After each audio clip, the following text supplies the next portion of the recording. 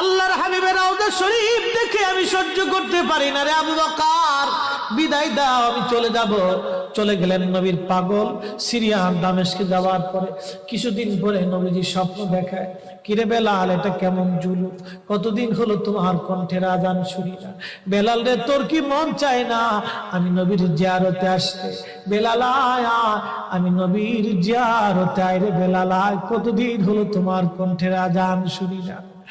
স্বপ্ন যখন নবীজি দেখাইছে, এ মুসলমান, হযরতে বেলাল সুদূর সিরিয়ার দামেস্ক থেকে পাগলের মতো দৌড়াইলেন, পাগলের মতো ছুটে আসলেন।